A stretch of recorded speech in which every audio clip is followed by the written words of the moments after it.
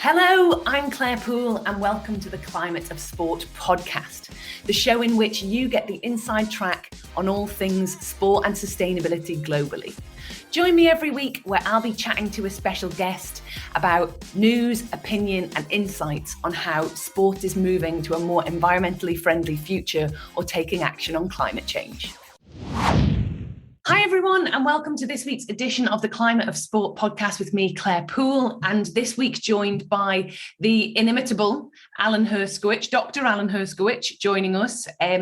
Those of you who don't know Allen, he co-founded Green Sports Alliance. He's the chairman and founding director at Sport and Sustainability International, environmental science advisor at the Yankees, sustainability advisor at the NBA, and others. Allen, welcome to the podcast. Claire, it's always a joy to share time with you. I love the work that you and I have been doing now for almost 10 years, trying to use the platform of sport to promote climate literacy and environmental literacy more generally. It's a great platform to use. And I just want to congratulate you on the incredible visibility you have brought to this issue. And you do it with such grace and collegiality. I've traveled all over the world at events that you've organized and talked to people all over the world about you. And there's not one bad thing ever. Everyone loves you. So, and for good reason, there's nothing more meaningful than trying to alleviate human suffering. And fundamentally, that's what you're doing. That's what I'm trying to do. And you're being very successful at it. So I just want to congratulate you on a spectacular career, frankly, in this space. Oh, Allen, you can come again. You're always so complimentary. You can come again.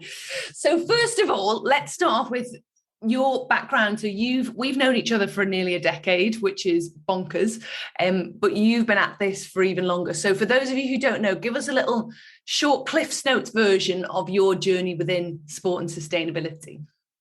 All right. Well, in 1987, I joined a large non-governmental organization in the United States called the Natural Resources Defense Council. It's now one of the largest environmental organizations in the country, one of the most influential in the world. And I was a senior scientist there. I am an environmental scientist in social sciences, although I do energy and chemistry, but actually right now, social sciences, changing behavior, changing people's minds, organizing a cultural shift is really the most important thing we could do. So in 1987, I was appointed senior scientist at NRDC, and I was senior scientist there until 2016. In 2004, and I do industrial ecology. I basically study material flows at production facilities to identify opportunities to reduce pollution impacts, as well as pollution impacts that are environmentally unjust. And that's what I do. I study, plastics facilities, paper facilities, waste combustors. I was on DuPont's bio-based fuel life cycle advisory board for 9 years. I was on the EPA Science Advisory Board. I did a lot of science. In 2004, while I was at NRDC, I got a call from a representative from the owners of the Philadelphia Eagles football team who had just completed building Lincoln Financial Field. Jeffrey and Christina Lurie, a young couple who were environmentally oriented, and they wanted to make their stadium better. So they asked me to come down to see what they could do. The stadium was already built. So I said, well, it might have been better if you brought me in before you designed it.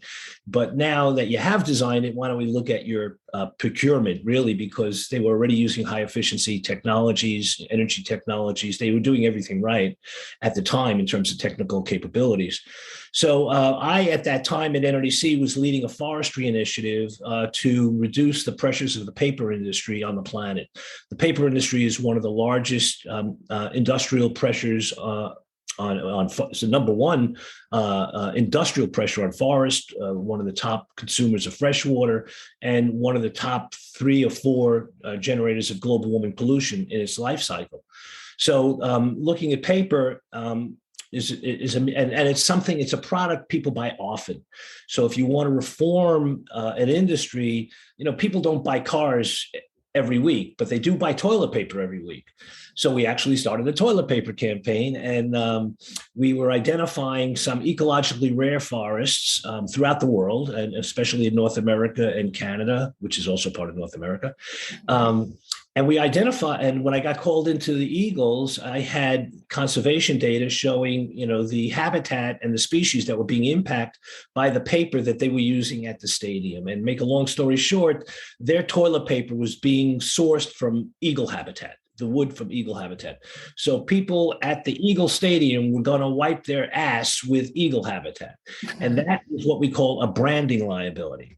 And at the time that conversation took place between me and the Eagles, Greenpeace and Rainforest Action Network and Forest Ethics and NRDC had a campaign to try to encourage people to switch from primary fiber toilet paper, tree-based toilet paper, to recycled fiber.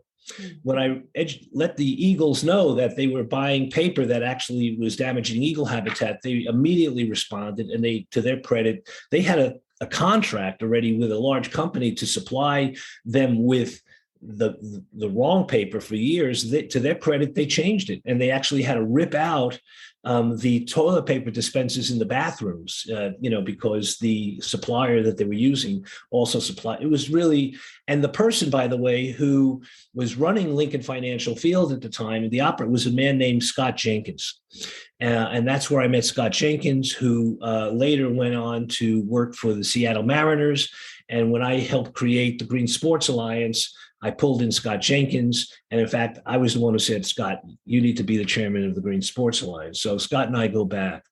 I thought that action with the Eagles was a one-off, and that was in 2004. You may not, there's no reason why your listeners would know, but at the end of 2004, November, there was another presidential election, and George Bush was reelected. And he was very anti, him and Dick Cheney, he was very anti-climate action. So a few months after he was elected, one of the NRDC's trustees, NRDC is a very prestigious organization with, Leo DiCaprio is on the board, Bob Redford's on the board, high visibility, high net worth people.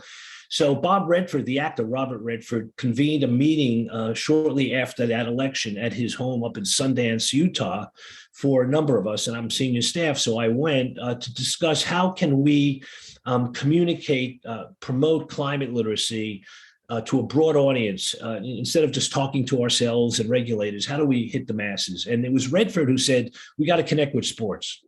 We got to get with baseball. We got to get with basketball. He said, it makes no sense. Everybody's paying attention to sports. So that afternoon, Redford and I had lunch, and I said, Bob, I did this thing at the Eagles. Maybe we could start a sports project at NRDC. And he said, I'll help you in any way. At the lunch table, right next to Bob Redford, it was me, Bob Redford, was Bob Fisher. Bob Fisher's father founded The Gap. And Bob Fisher himself was the CEO of The Gap. And hearing the conversation between me and Redford, Bob Fisher said, hey, Allen, I'm an owner of the Oakland Athletics baseball team. Why don't you write a letter to the commissioner of baseball and I'll get it to him? So in the spring of 2005, I wrote a letter to Bud Selig, the commissioner of baseball, and I said, I'd like to meet with you to talk about building on the good environmental work baseball's doing. I had absolutely no idea what environmental work baseball was doing, but I figured somebody's recycling at least one can, and I didn't want to go. And I didn't want to go to the commissioner of baseball and say, I'd like to help you reduce your impacts. That would not be a polite way to approach it. Turns out not even 10 days go by, and I get a call from the senior vice president of Major League Baseball, John McHale. And he says, the commissioner's got your letter and he'd like to take a meeting. I remember those words, take a meeting. That was the first time I heard somebody wanting to take a meeting. But that was cool. I said, okay, great. Now, he said, how about coming in 2 weeks or 10 days. And I was like, great. I had no idea what to do. So I reached back out to Redford, and with him and a colleague named Robin Raj, we produced a video. And what we did was, now Bob Redford, I'm sure your listeners don't know this, but of course they know he's a famous actor, but one of the movies he made was called The Natural. And The Natural is a movie about an aging baseball player who comes back when he's 42 years old, and all the young baseball players are, disparaging him and this and that. His name was Roy Hobbs in the movie. And at the end of the day, needless to say, at the bottom of the ninth inning with 2 outs, Roy Hobbs gets up and hits, a grand slam home run to win the World Series for the team, and he's redeemed in the eyes of the rest of the players. Not only does he hit a home run, but because it was Hollywood, he hits a home run into the lights of the stadium, and the stadium lights explode into fireworks. And that's, and it's at Major League Baseball, they thought that was a documentary film. So, so they love Bob Redford. But we produced a video that actually showed the at venue operations and connected it to the upstream impact. So when you showed baseball lights, we showed a coal power plant. When you showed somebody throwing away a hot dog wrapper, you showed a landfill or a waste combustor.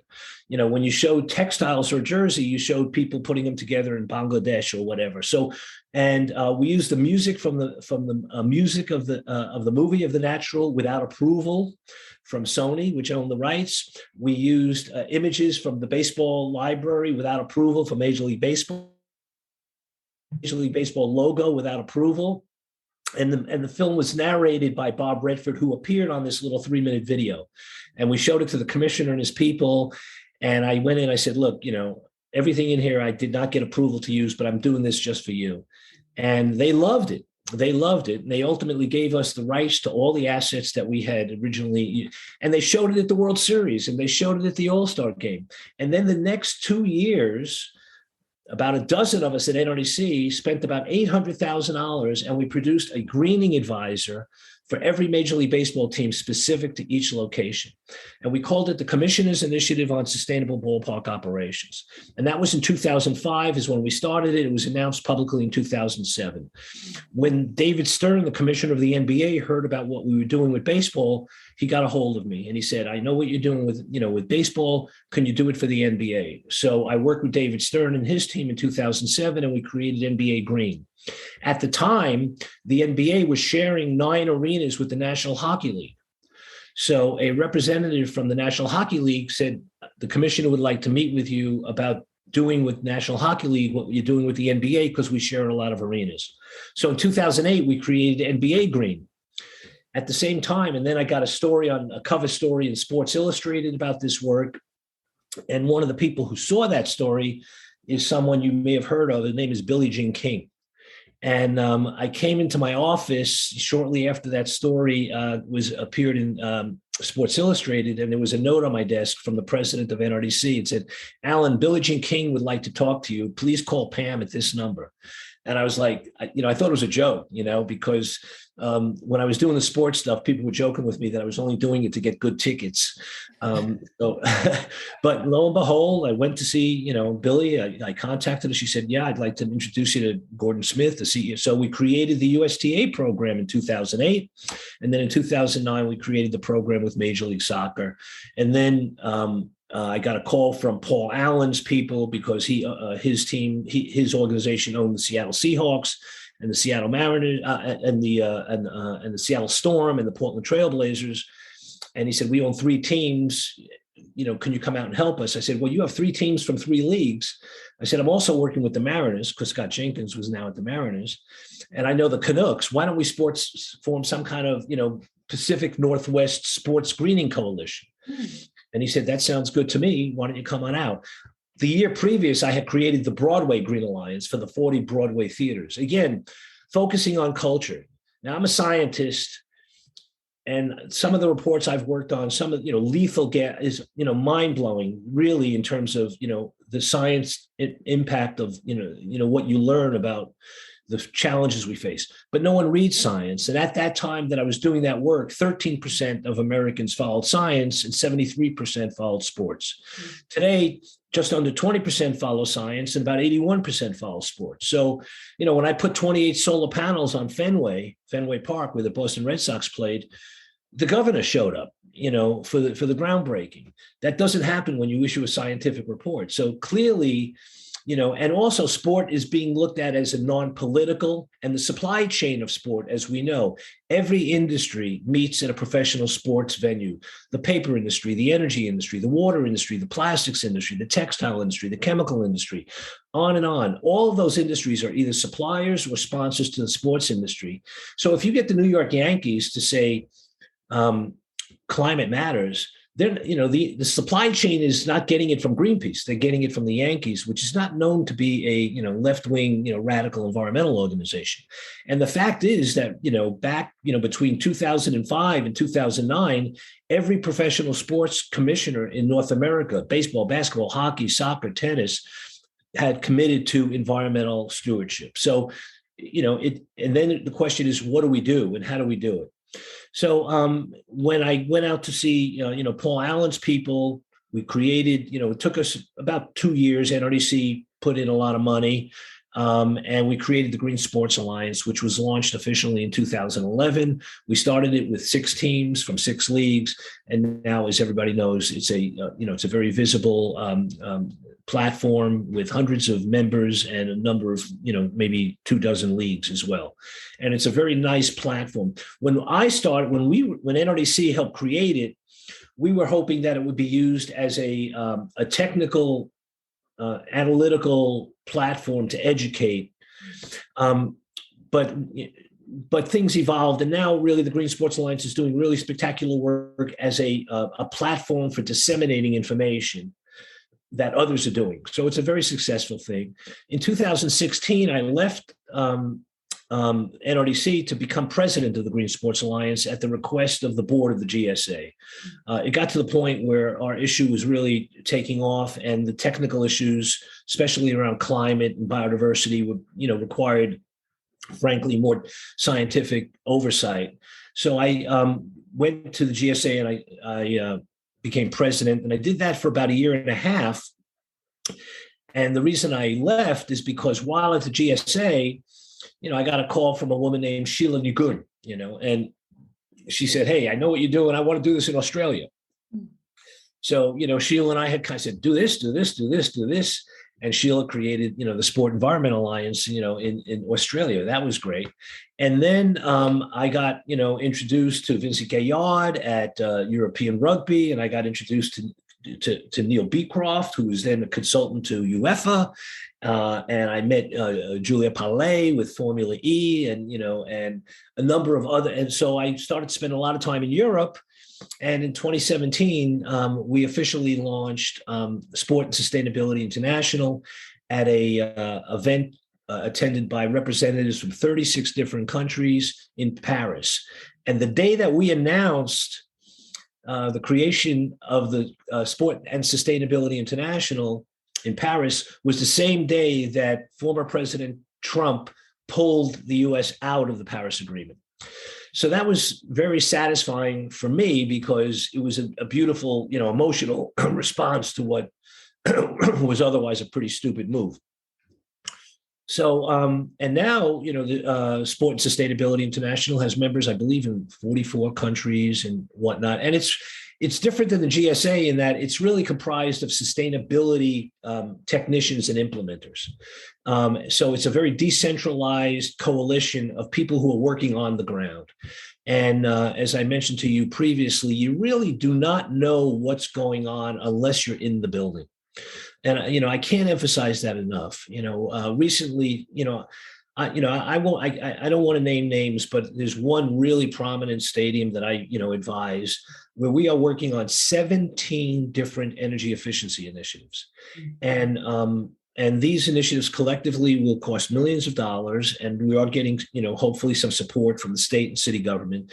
17 different initiatives, and I have to tell you that I think collectively, and we've been working on this for over 2 years. Collectively, it probably will not reduce the greenhouse gases by more than 5% at the venue, just to underscore how hard it is. And I think that's what I'd like to talk with you about mostly, because you have such spectacular credibility and visibility in this space, and I have some visibility and credibility in this space. I'm mostly known for sort of working, I do understand the bigger picture. And, we produced a report on mascots at risk, which showed that 67% of all the animals used as sports mascots are threatened with regional or global extinction. We produced reports on champions of game day food, on how sports venues are shifting to ecologically healthier food.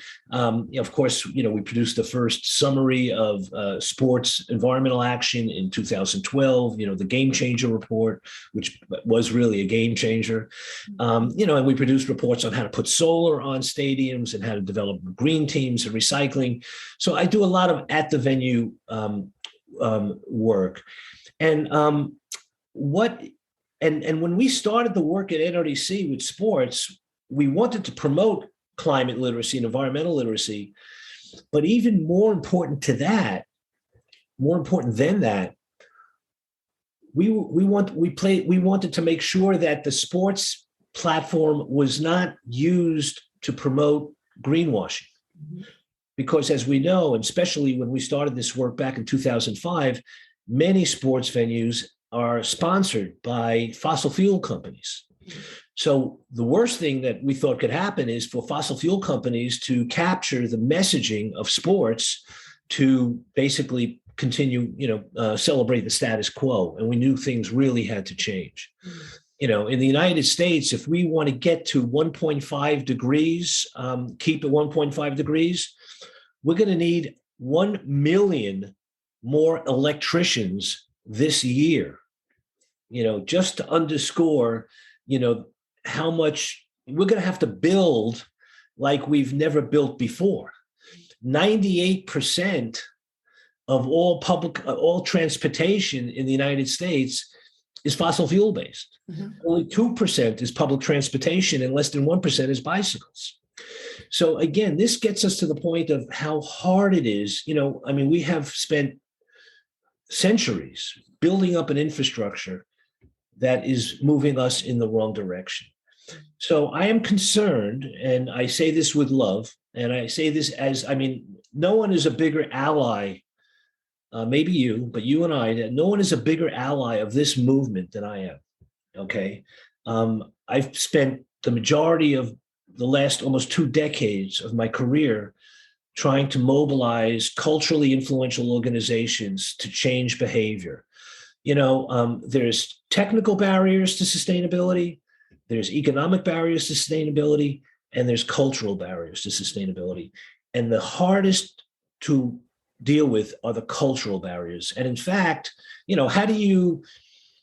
we have to change cultural expectations, change cultural attitudes about how we relate to the planet. How should we relate to the ecosystems that give us air to breathe? We're treating the atmosphere like a sewer. Every day, we're pumping more than 110 million tons of global warming pollution into the atmosphere every day. And unfortunately, that number's still going up. How should we treat the ecosystems that give us clean water to drink? Virtually every river and lake in the United States is contaminated with mercury or other pollutants. So many, 90%, don't quote me on it, but I think I'm pretty right.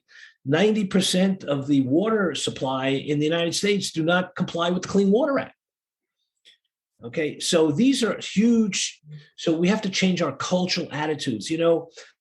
I'm old enough to remember. I was a little boy, but I remember when John Kennedy. It was 1961. He went on television and he said, "By the end of the decade, we're going to put a man on the moon." And we did not have the money. We did not have the technology. But what he did was he mobilized culture. He changed cultural assumptions. They created the Apollo project. And our whole society was mobilized. I remember the exhilaration that we all had about the space program. And guess what? Because he changed cultural attitudes, the money was allocated by the government, the technologies were invented. And in 1969, less than 10 years after he said that, we did put a man on the moon. So if we could change cultural attitudes, we could help move things in the right direction. And clearly the sports industry, if IBM, if General Motors, if Toyota, if banks are advertising at sporting events, and I think, last year, again, don't quote me, I do have these numbers, but, tens of billions of dollars for sure. I was going to say over $40 billion were spent in affiliation with advertising at sports. So if big banks, if auto companies, if clothing companies, if food companies feel that by advertising and affiliating with sports can influence the culture of the marketplace, why should environmentalists think the same thing? We came to this recognition 20 years ago. It's nice to see people who are now discovering that and saying, oh, wow, sports could be a good platform. I'm seeing, lectures. I'm going to give a lecture on why sports could be helpful. We know it could be helpful. Okay. But here's the challenge now, especially after Glasgow, especially after the Australian fires, especially after the floods, in Southeast Asia, especially after the fires in Siberia, especially after the fires in the Western United States, especially after the droughts in the Western United States, and the unbelievable temperatures in Pakistan and India. Now everybody says, okay, I got to do something. Everybody's on board. Okay. What was the right thing to do 20 years ago is now an essential corporate management obligation. And in fact, the Harvard Business Review just last year or 2 years ago now came out with a report that said anybody who is not sustainability literate should not be on the board of directors of a company. Okay, sustainability is a new corporate management obligation. And that's great. Because now, instead of like when I started this work, I focused on energy efficiency. Why? Because I saved, the Seattle Mariners $500,000 in energy costs. I saved, I reduced the energy costs at Busch Stadium by 24%, saved them money. Bud Selig, the commissioner of baseball, took me by the shoulders and he said, you've saved baseball tens of millions of dollars. He goes, whatever you need, you let me know. Okay, we couldn't say the words climate change. In fact, the first time we could use the words climate change in public at a sports venue was in 2015 when the NHL put out a sustainability report, and the commissioner, for the first time, any professional commissioner, used the words climate change. And at that point, Gary Bettman, who's now a dear friend, he said that climate change is an existential threat to the history and the future of hockey. And then in 2017, the NBA produced, I actually helped them produce these animation educational videos that showed in NBA arenas and on TV about the need to reduce your energy use, buy organic, and they talked about climate change also in public. And also back in 2009, again, we did not use the word climate change, but we got Venus Williams, we got John McEnroe, we got Billie Jean King at the U.S. Open Tennis Championships on the Jumbotron in between, sets or whatever. They would say, use, public transport to get here, be efficient. So now everybody is talking about sustainability. Everybody's talking about net zero. Everybody's talking about carbon neutral. Everybody's talking about biodegradable. Everybody's talking about compostable. Let me say this. You cannot linguistically decarbonize, okay? It has to be real. And if I were to show you a chart, and I can in my presentations, I do, again, my scientific, experience is in industrial ecology, and I helped develop life cycle protocol. If you look at the incredible diversity of each category of taking raw material from the ground, taking bauxite or, a tree and turning it into an absorbable or usable product, the diversity of impacts are enormous.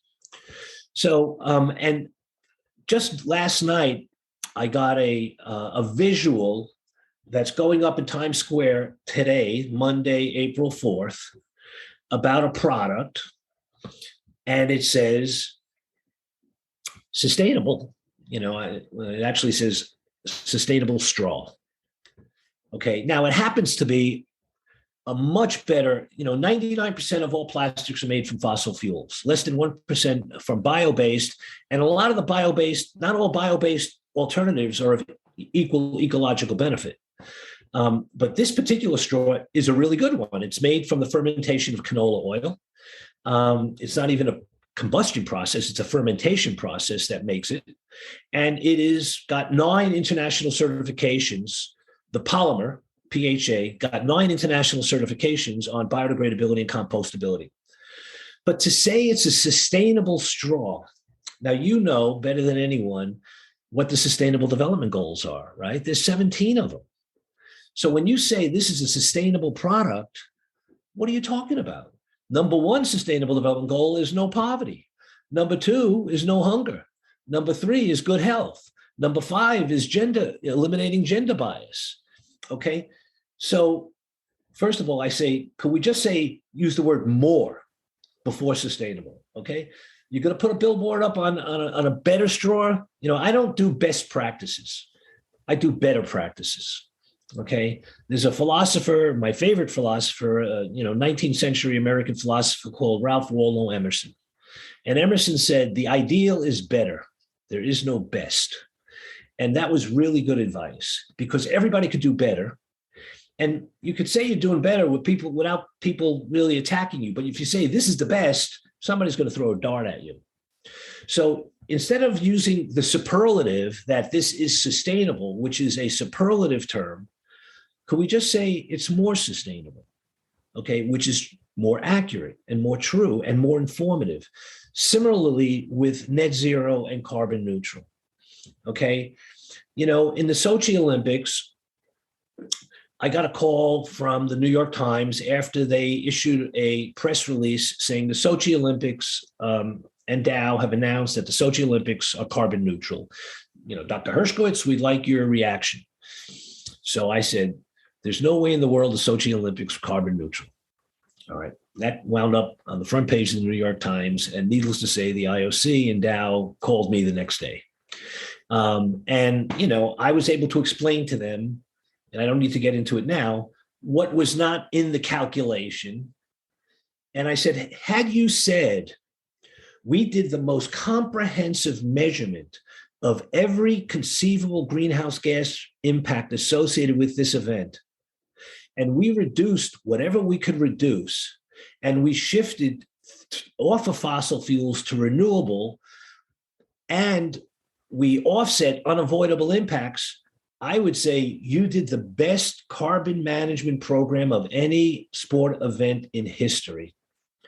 But if you say you're carbon neutral and you use that environmental superlative term, well, the science cannot justify it. What I'm going to say may be controversial, but I think it's important. When I hear that someone is claiming carbon neutral, I don't believe it. And I think it's a branding liability.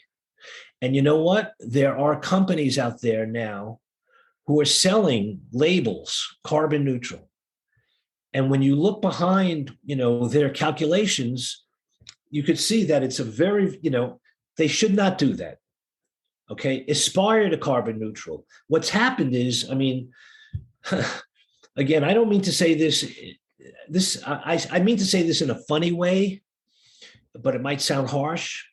But I love. So there's Puritan philosophers. I love their writing, and I believe it was Cotton Mather in the 1600s who wrote, "When the pot boils, the scum rises to the top." And, right now, the single most invested advertising space relates to sustainability. You're in the UK. I don't know if you watched the US Superbowl, but every automobile commercial was for an electric vehicle. Okay. The market is changing. There's no question about it. The price of solar is going down. The price of wind is going down. Okay, we do have a chance to stay at or below 1.5 degrees, but that will require a good faith mobilization of everyone. And guess what? We're not getting a good faith mobilization of everyone.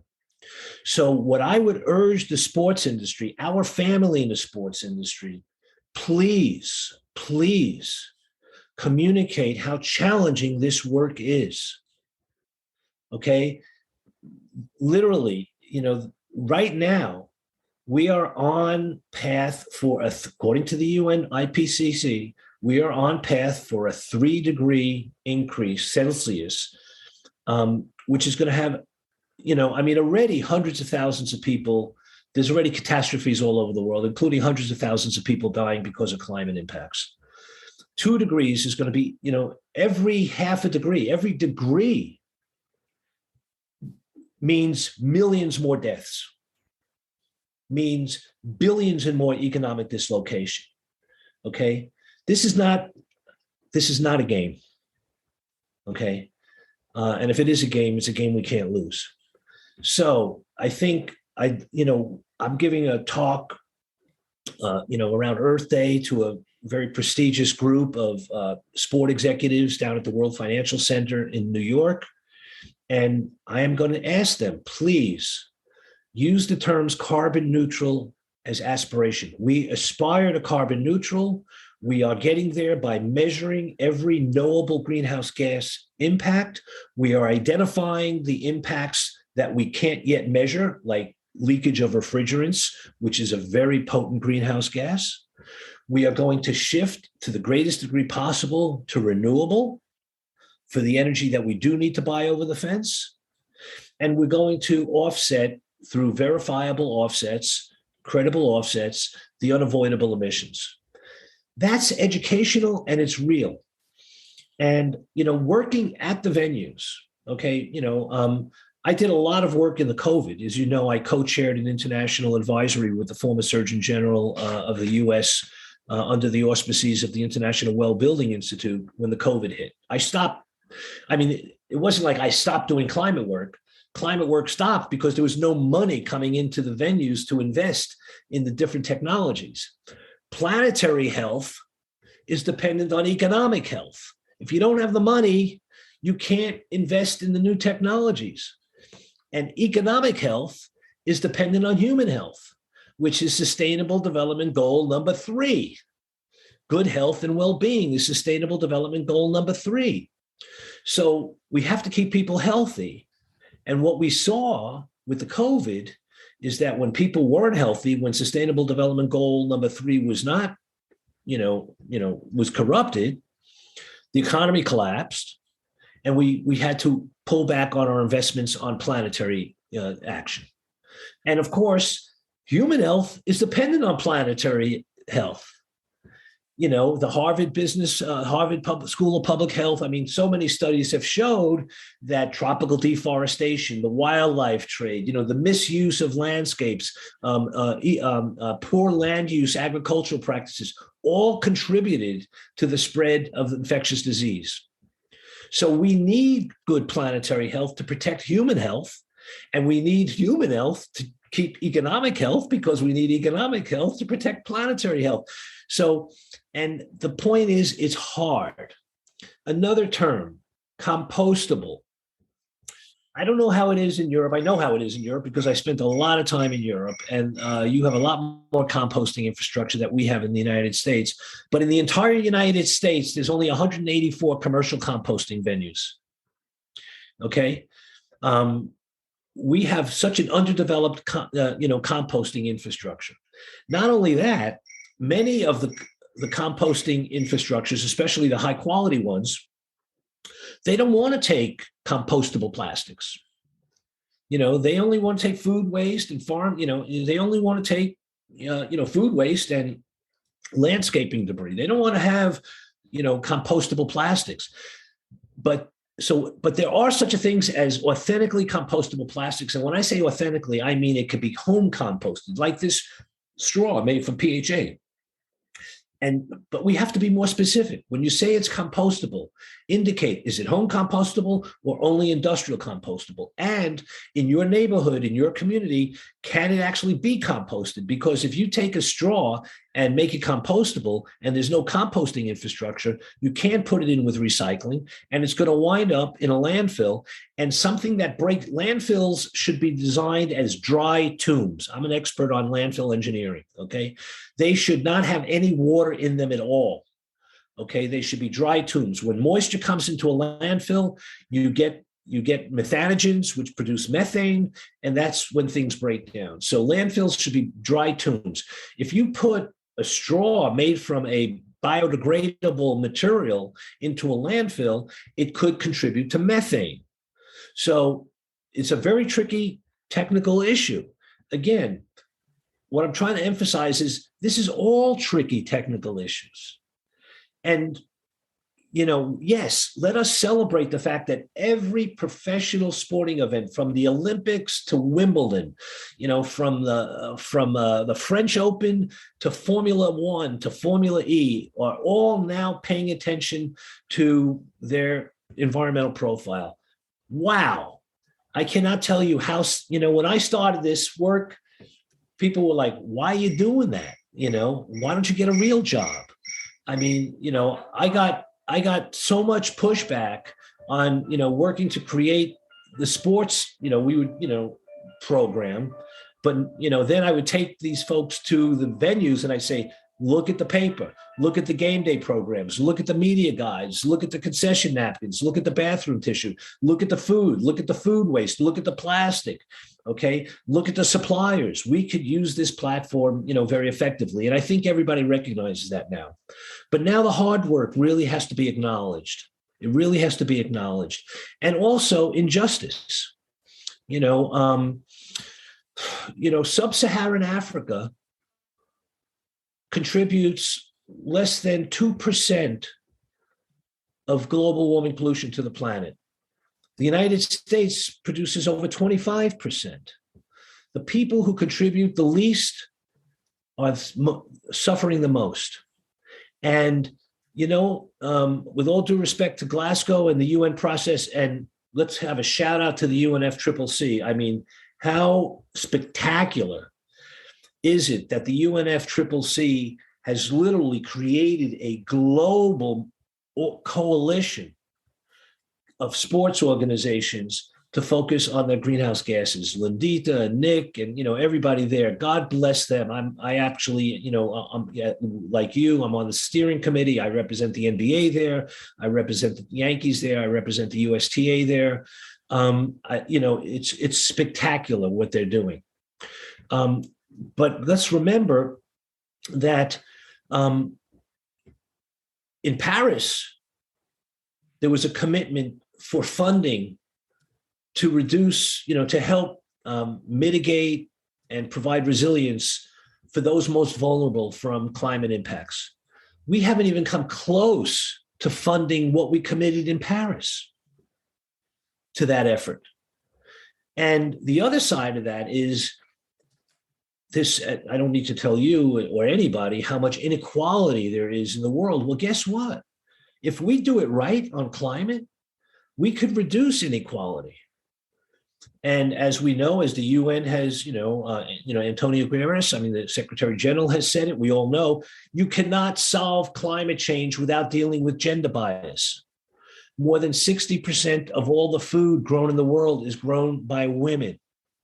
Okay. Women farmers do not get the same amount of economic support. They don't get the same amount of political support. They don't, when a crisis happens, a dislocation from a flood or a storm surge or a hurricane or a drought, women and girls are the most at risk from those impacts. And they are also, we just simply cannot address climate change the way it needs to be done without dealing with the inequality between resources for women and girls compared to agribusiness more generally. So I would say that the next watchword for us, and I know you're putting on the Sport Positive Summit, which I love you doing that. It's really become like the global mecca for all of us to rally, and share information about. I was so looking forward to coming to Wembley and speaking at Wembley. I'm so sorry, that we all had to, deal with that postponement. I've been asked to go back to Europe 10 times in the last 5 months. The only thing I'm considering going back for is your event, really, and mostly to see you. Be lovely. 4th, 5th of October at Wembley Stadium, everyone. Yeah, right. No, that has become, the event, and I really, I would really urge that. Look, it's so I I can't say that I'm a full-fledged Buddhist, but I do a lot of Buddhism. And as you know, Buddhism is all about ending suffering, right? You want to end suffering. So ending suffering is a spiritual objective. Well, the opposite of suffering is joy.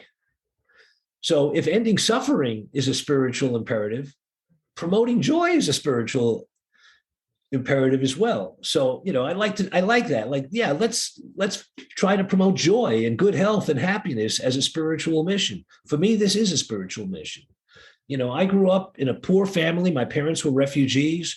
I watched my mother borrow money for food. Okay. And that is the truth. All right. How did I go from living one block from railroad tracks to becoming, an environmental scientist doing work in Brazil and China and Alaska? I don't know. Okay. I just followed my heart and my brains, and I wound up doing that. So we need to really use the platform, I think, of Sport Positive and others to underscore the challenges. Okay. And the challenges, I'm going to give you another, they're so subtle. I developed a bike sharing program at a stadium where there was no bike sharing programs in the vicinity. Okay. In this particular city, the bike sharing program is sponsored by a bank, which is great. Well, I worked for 2 years with the city's Department of Transportation. And, we found 3 locations for bike sharing that would not interfere with the flow of fans coming in and out of the stadium and that could get permitted by the permitting agencies and whatnot. And after 2 years, I showed up and there were the 3 bike stations, and it was so great. So I went to the team and I said, hey, man, this is so great. Now we could talk about how people could get here by bikes. And the head of sponsorships for that team, said, Allen, I love you, but we can't publicize that. I said, well, what do you mean? He goes, well, our bank sponsor is this bank. And that bike sharing program is sponsored by that bank. And our legal agreement with our bank sponsor prohibits our logo from being placed anywhere near any other bank logo. Who thinks of that kind of barrier, to promote public transport? Mm-hmm. These are the nuances of challenges, and of course, as you know, when you buy materials for a sports venue, you don't just buy it on an as needed basis. You buy it for years in advance. Mm-hmm. When I changed the straws, for example, at Yankee Stadium to a good thing, we had to deal with the fact that, we had to change a contract that was going out a couple of years for other straws, and they did. And it was great. They're very committed. That's another thing. You don't get to be the president of a sports team or a commissioner of a league because you're stupid. These folks are really smart and they are absolutely committed. Mm. When I first started doing this, people say, oh, are they just doing this for PR? And I said, I hope so. Yeah, let's get them branding enhancements. All they care about is their brand and their money, right? Let's make them rich and famous doing the right thing. If we can outcompete the bad stuff and get them more revenue doing the right thing, but it is, the ruthlessness of the market does not go away because you have good intentions. No. The ruthlessness of the market does not go away because you have good intentions. And I cannot tell you how frustrating it is, but that is a reality. And you wanted to ask me something? Yes, I did. Yeah. This, in terms of the challenges, and I'm just conscious of time as well, because we haven't got loads of time, but I guess the 2-part question to finish up with. One, in terms of those commitments and the work that's been going on for so long, what, in some cases for nearly 2 decades where we haven't cracked it, we haven't got there, we aren't seeing aspirational net zero there yet, etc. What are the big barriers in terms of the progress with this? And then after that, where do you want us to end up? Where can we be in another 10 years' time that is much more positive, environmentally friendly, closer to combating climate change than we are now? Where do I want us to end up is I want us to not exceed 1.5 degrees centigrade, which is still theoretically possible. How does that manifest? In order How to does that do manifest that, through sport? Yeah. Well, look,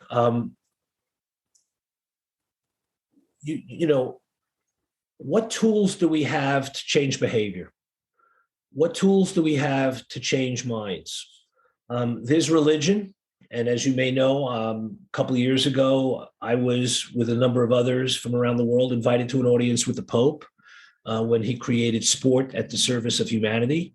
So the Pope wants to use religion as a mobilizing platform, not only for environmental issues, but for other social issues.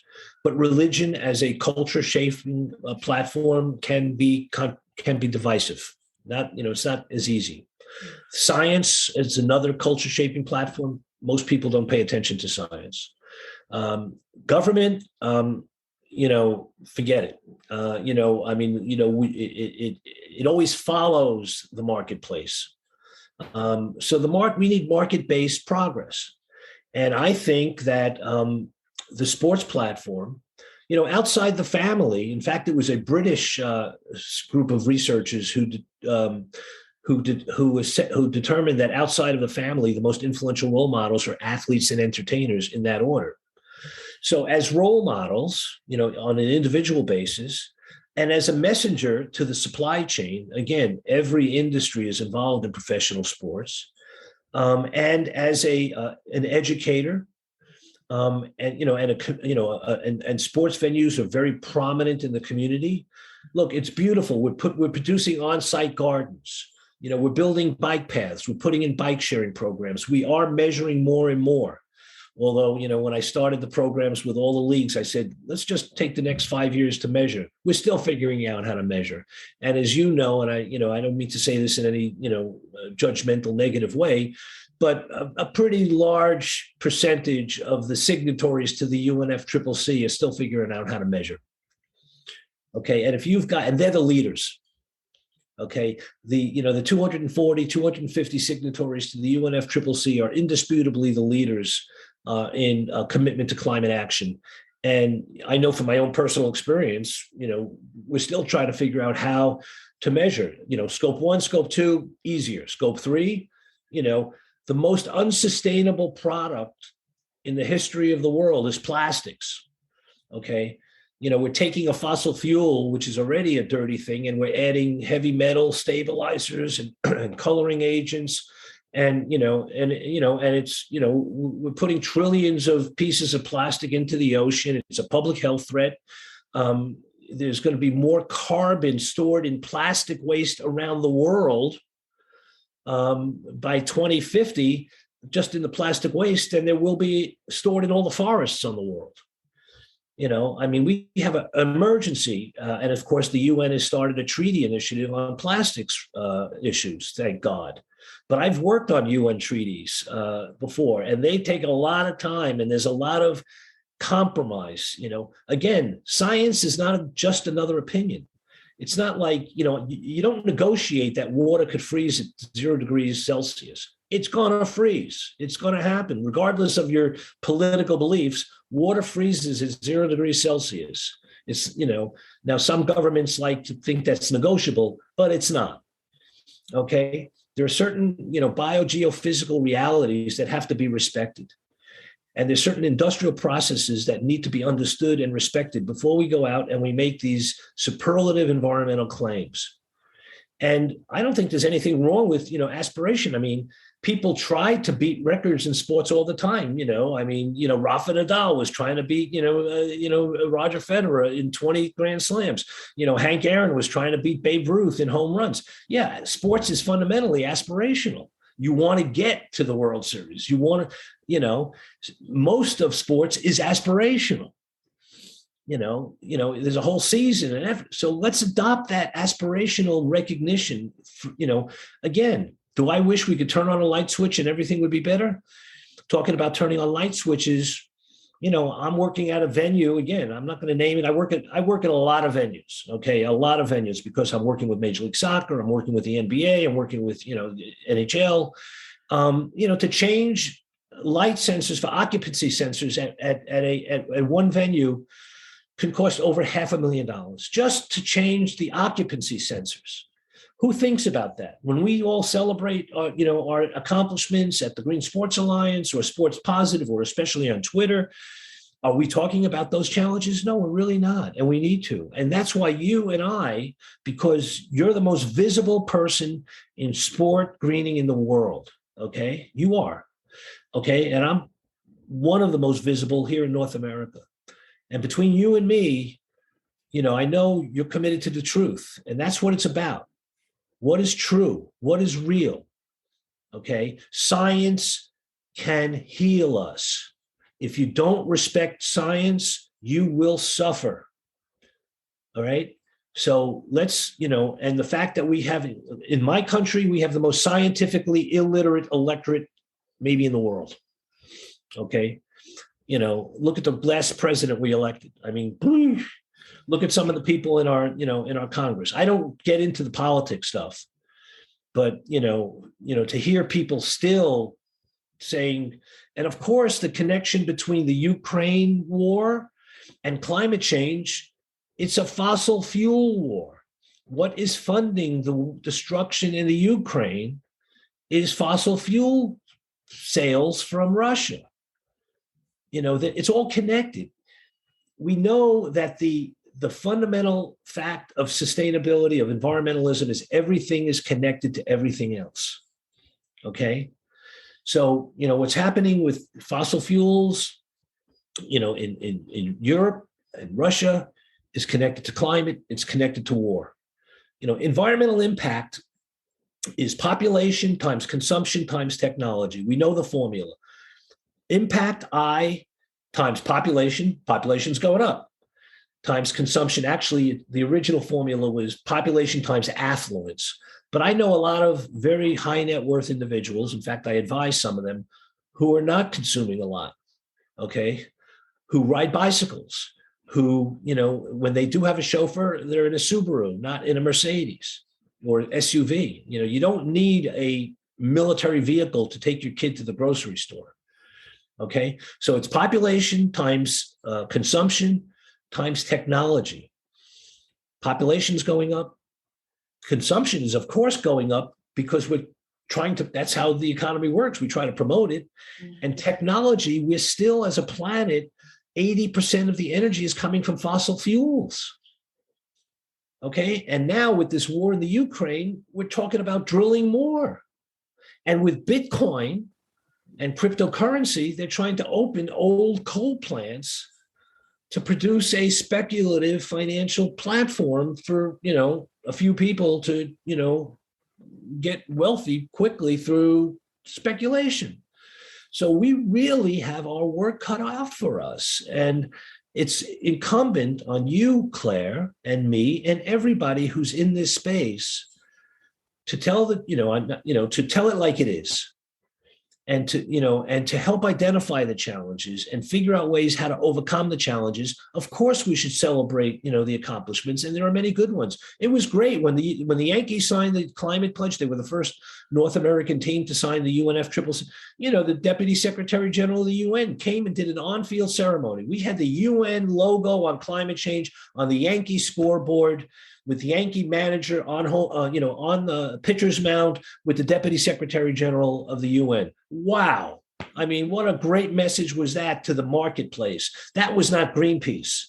Okay. That was the Yankees with the UNFCCC standing next to each other saying, we got to do something about that. I got chills just saying that. That's spectacular. Mm-hmm. But implementing, because I'm right in there on implementation. This is not a resolvable issue. Mm. We're going to have to manage the chemistry of the atmosphere until the sun implodes. Absolutely. Okay? Whether it's deforestation or ocean acidification or the chemistry of the atmosphere or environmental justice. When I get before my maker, she's not going to say, did you solve global warming? I think she'll ask, how did you spend your time? what did you try to do? And I'll say, hey, man, I cried. I worked every day. Every day I'm trying to alleviate human suffering. Every day I'm working on it. And, so, give me a pass. Let me in. And on that note, I think a wonderful note to end on in terms of us all trying to move the needle in this area, and so much work to do. But as always, it's such a pleasure, Allen, to hear from you and to run through all of these various work that you're doing, all the thoughts that you've got in the area, etc. So thank you so much for joining us on the podcast today. It's been a pleasure. And everyone, that was Dr. Allen Hershkowitz. We'll see you all next time.